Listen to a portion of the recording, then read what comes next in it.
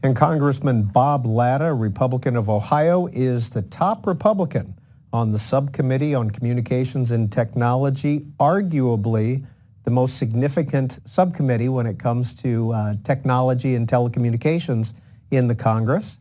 He is our guest this week on the Communicators. Congressman Latta, what has your subcommittee been up to? Well, the good news is for the American citizens out there, whoever owns a telephone, that we passed the robocall legislation. And that's pretty significant because when you think of the almost 50 billion robocalls that are made every year into this country, it's going to hopefully provide relief to the American citizens out there. It's important because a lot of people say when I'm out in the district, and it's one of the top issues that people contact me about, and it's also the top issue that the FCC and the FTC receive every year is about robocalls.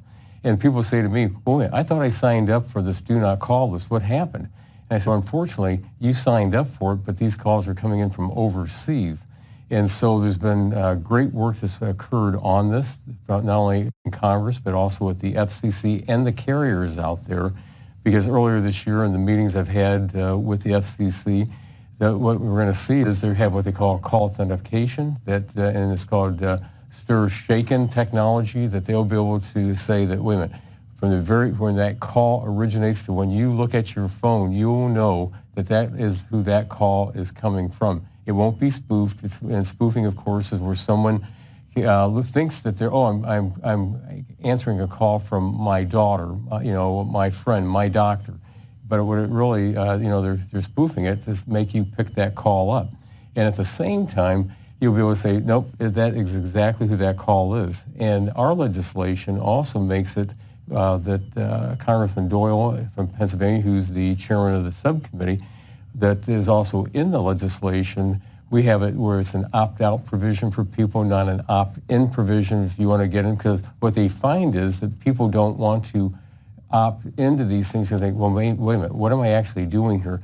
And so it's like, no, we're going to take care of it for you. You're out already. And if you want to start back in, and I'm not sure how many people can say, yeah, I want to receive these calls, but at the same time, we wanted to make sure when we did the legislation, there are some robocalls you want to get. Your doctor reminding you of the appointment, the pharmacy saying your prescription's ready. You have kids at home. I know it was the happiest day in our household at 6 o'clock in the morning when they called and said no school today because of snow.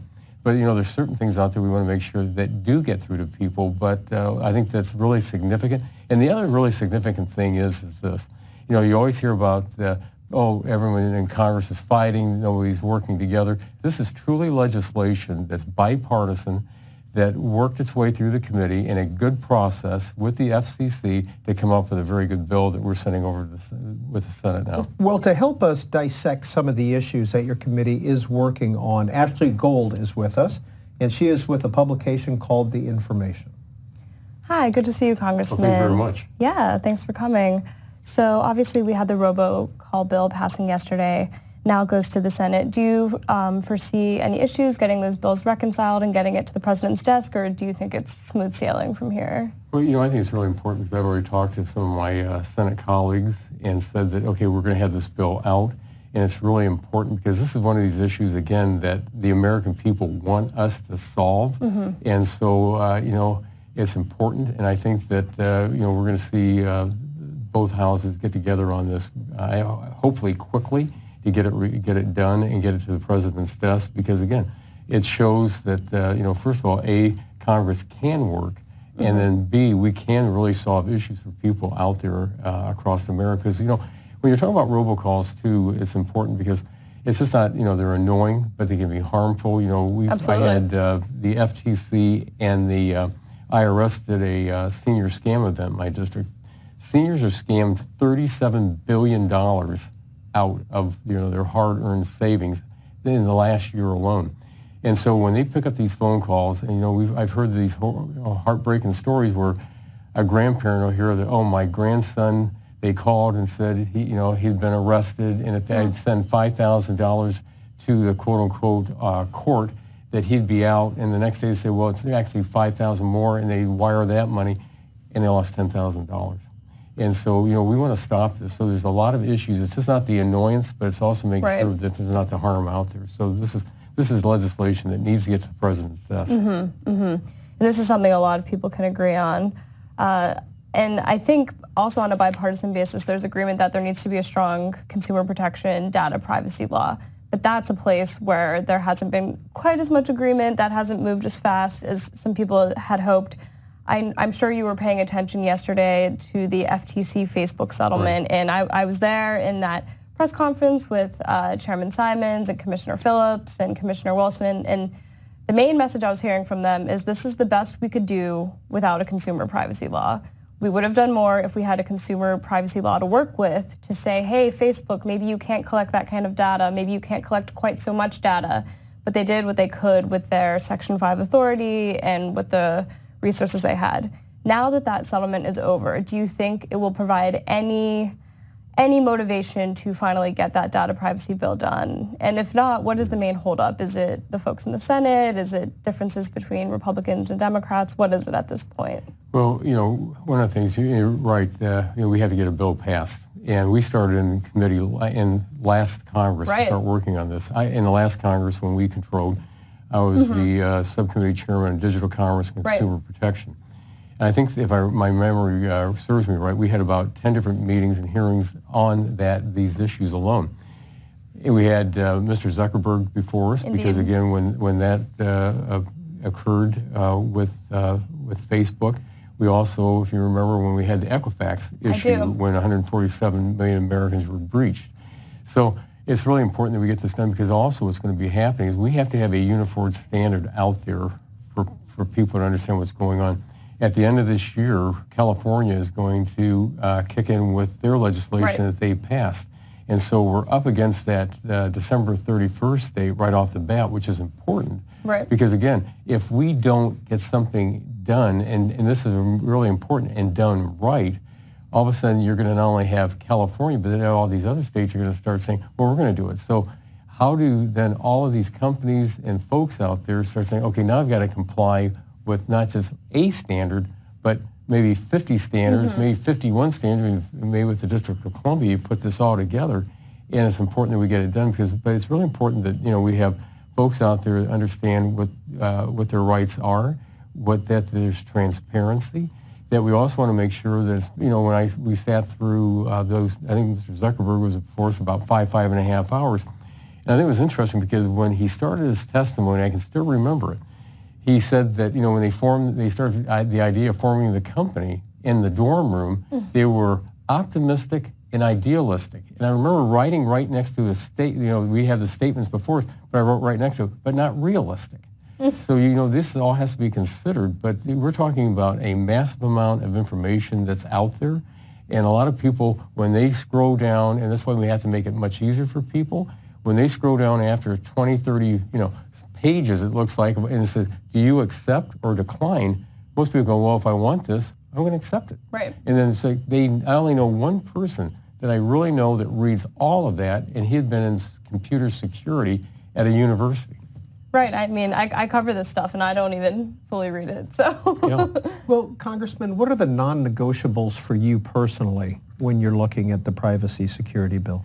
Well, right now we have to have something in writing out there. So we have to. I know that the Democrats in the committee are working on something right now, and we're looking for the text. But it's really, we have to see what they come up with. And you talk. Last year there was a consortium out there with the Chamber of Commerce that's trying to get people on the same page. And a lot of times, again, it's never going to happen. You're never going to get 100%, but you have to have a good piece of legislation that everyone can sit down and say, yeah, we can work from this, because I know some people say, well, why don't we do what they do in Europe with the GDPR? Well, we have something called the First Amendment in this country, and things are a little bit different. So our issues are different when we think about this, but we really need to have some sit-downs with folks as to, okay, tell us where you are. But again, we're looking for language right now that would be coming from the Democrats on the committee.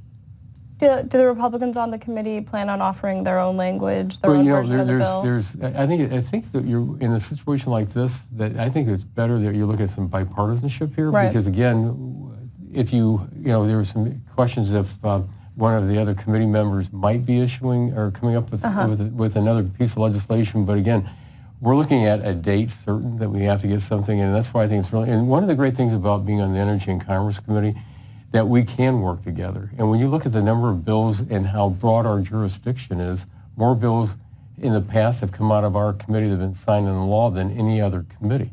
And so and we've always prided, I think in the last Congress, former now ranking member Greg Walden from Oregon, who was the chairman in the past Congress, I think it was either 93 or 94% of all of our bills that came out were bipartisan. So there's a real, it's just like what we were able to do last week in passing out over 25 different pieces of legislation. It was where we worked together on these bills to get them to the House. We want to get them to the House floor. In that December 31st timeline you spoke about, sources that I talk to on a frequent basis say, hey, we really had a lot of faith in the beginning of this year that Congress was going to get this done, and now it seems like they're running out of steam, and we're not positive it's going to get done before California is implemented. Do you agree that the timeline is? Well, you're right. There's a lot of work that's got to get done, and here we are, almost at the end of July. When we come back after this August work period, we're only going to have about 40 hard working days, unless days are added to the calendar. But that's where over the summer work period that there's going to have to be some work done, in my opinion, as we just keep progressing along to make sure that we get to that point. Because again, we are up to a date that we know something will happen, and that is with California kicking in. Congressman Latta, Ashley referenced this a little bit earlier, but the FTC fine of $5 billion on Facebook, is that enough in your opinion? Is it too much? And there's also talk about the tech companies being too big.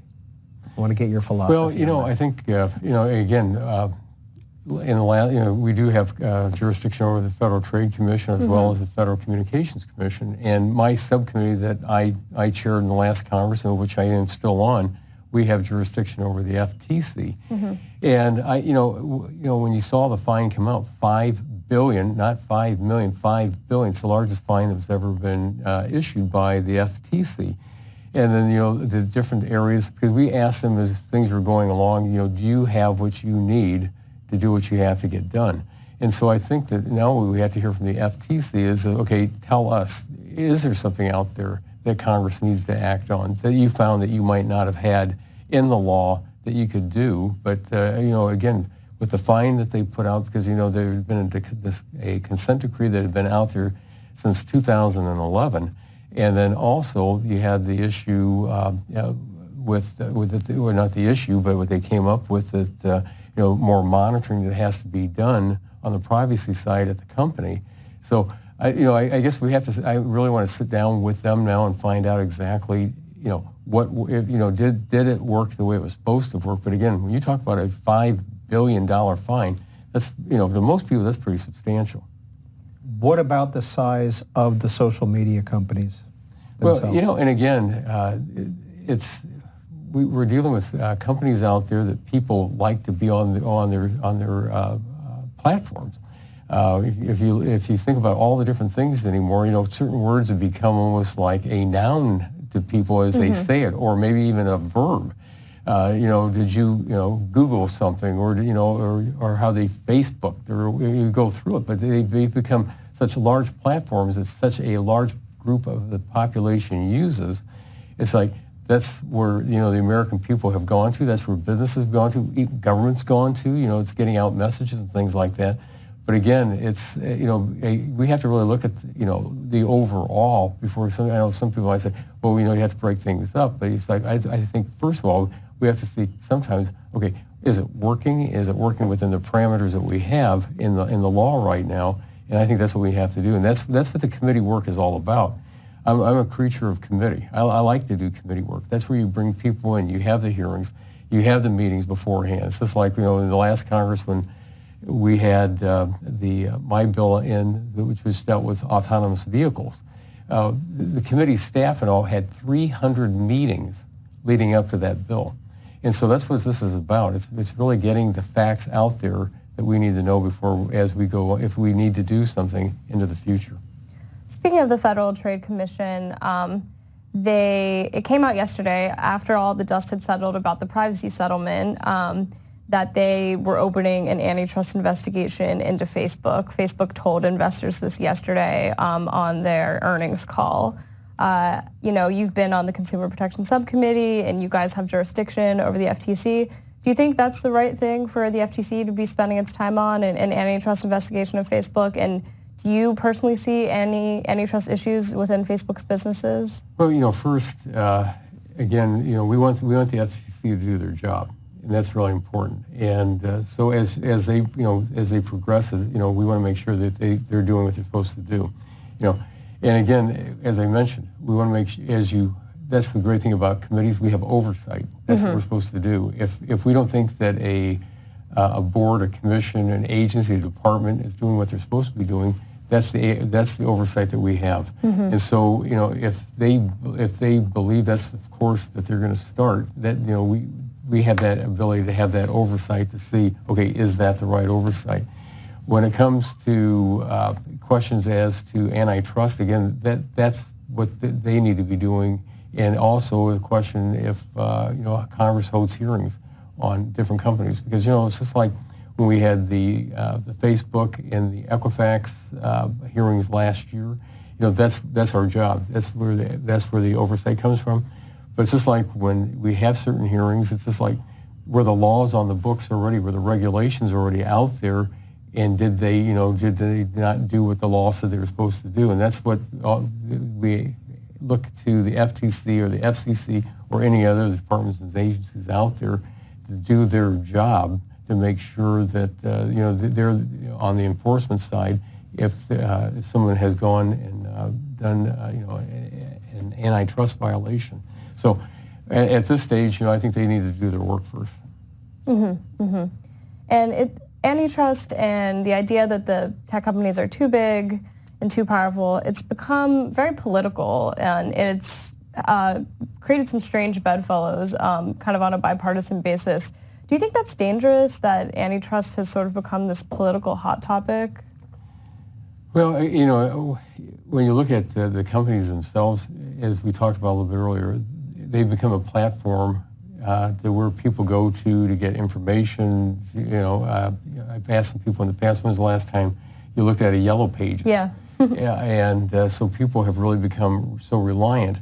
One of the great things about being on this Committee of Energy and Commerce and our very broad jurisdiction, but especially this subcommittee on telecommunications, I always say this: when you sit in our committee hearings, we're looking over the horizon 5 to 10 years, because what we're seeing is and hearing that the companies out there, where they want to be in X number of years and how they're going to get there. Right. And what we want to make sure is that we're passing the right legislation and then the right regulations that come from them to make sure that they can get out there. It's just like when we did the autonomous vehicle legislation last year that passed out of committee unanimously and out of the House then, that one of the things I asked everybody that had testified and everybody that I was talking with, were you at the point where you thought you'd be 5 years ago? And everybody said, no, we're much farther ahead of that, because with technology today and what's happening, it's really spurring growth. It's almost like it multiplies itself as it goes. So we want to make sure that we have the right laws out there, that we can have we want the United States to be a place where entrepreneurs can come and say, or be here and say that, what we want to do? This is our idea, and build it up, and by George, it works. And you look around the world where you see so much of the tech coming from, it's here, because we have an environment here that encourages this, and we want to make sure that we keep that. So we want to make sure that, again, that the laws we have on the books are that the regulators, when they're out there doing their jobs, they're saying that, yes, this is what we've got, and if it works. If not, I know that when we were having some of the hearings, especially with Equifax, and afterwards when we talked with the FTC, it was kind of, we had a discussion going back and forth, I remember in committee, okay, if something is not working, let us know. Congressman Latta, you talked about looking ahead. Well, let's look ahead to 2020 and election security. Is that something that the committee has looked at? Well, it's important because we want to make sure that Americans know that their elections, our processes are secure. And when you think about this, when I've talked with other leaders from around the world, other legislators from around the world, we've seen the meddling that's occurred by the Russians in other election cycles. Their greatest thing that they can do is say to people or have people in the back of their mind thinking, is this really fair? Does this really work that it was supposed to? Even if it did, you'd have them putting something out there saying that they're for one candidate, but you'd think that it was an individual doing this, but, they're out there doing one thing, and at the same time, when they might be attacking somebody, they'd be saying, well, we're for them. So you end up with, of course, with the platforms out there, people are out there saying, this is horrible, this is terrible, what's going on, but they never knew who was causing it.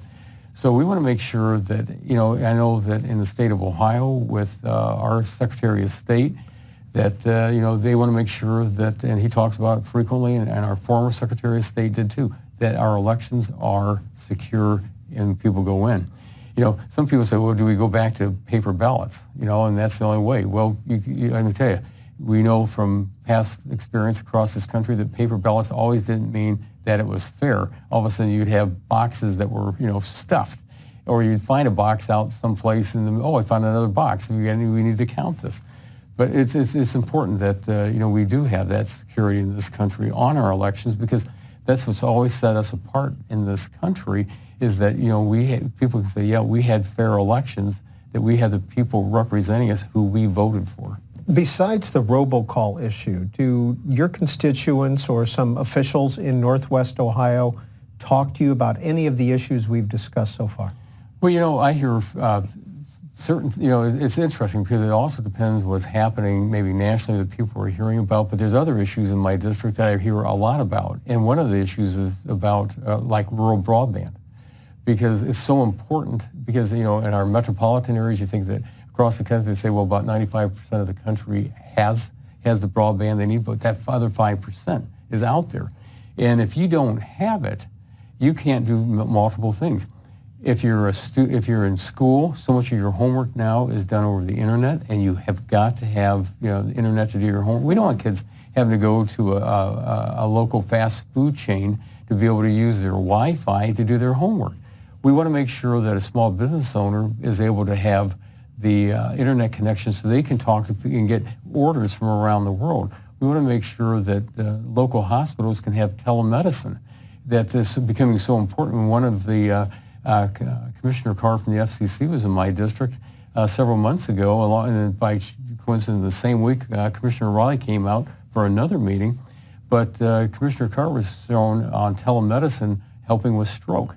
And but again, if you don't have the broadband out there and the spectrum that we need, you got a problem. And it also runs down to, for farmers, because I did the precision agriculture bill, which was included in the last farm bill. And again, we want farmers to be able to utilize all the technology to get everything out that they possibly can to get, because they've got to minimize costs and get up profits, because again, in my area, we're going to have a bad year because of weather. So we want to do everything we possibly can, but it's a lot of times it's more localized. And so again, what I hear a lot about is broadband and how we're going to get it out to our local regions of the country. On the rural broadband issue, I think we've been hearing this for many years now, that we need to expand rural broadband. It's something Republicans and Democrats agree about. What is the main holdup of getting that done? Is it that there's not enough spectrum? Is it that private companies don't want to invest in rural areres? What is the main hurdle here? Well, I think it's multiple, and and that's something else we have. I'm one of the co-chairs of the Rural Broadband Caucus, and because again, this is not a Republican, Democrat, independent issue. It affects us all. Yeah. And I think that when you look at the issues out there, one of the things we found, not too long ago was the mapping. When we saw the maps that were coming out from the FCC, if you're doing your job right out in your district, and I know since they've been keeping track of me in the last 7 years, I've done over 1,000 meetings in my district. And when I'm out, I can tell you when I'm driving in the car where I'm going to lose connection. It gets real quiet. But we looked at these maps and said, wait a minute, these maps aren't correct. And what we need to have are, for the FCC to do their job, they have to have correct maps. Right. And so, we appropriated more money to them to make sure that they could get, on the mapping. We have legislation out there that I'm working on that, we want to make sure that, local governments know that the maps aren't correct. But it's important that, first of all, you have to know exactly where you have, what you have and what you don't have. And one of the issues that we also run into is the words unserved and underserved. And what's so important is we've got to really get into the unserved areas, because it's like for some people they say, if we have, somebody might have 2 bars, they might say if they're looking at their phone, but we have none. Right. And so we need to help those folks out there that have 0, because that's where we really need to concentrate our efforts, is getting these unserved areas. And I think that the FCC sees that too in their policies, that we've got to get into the unserved.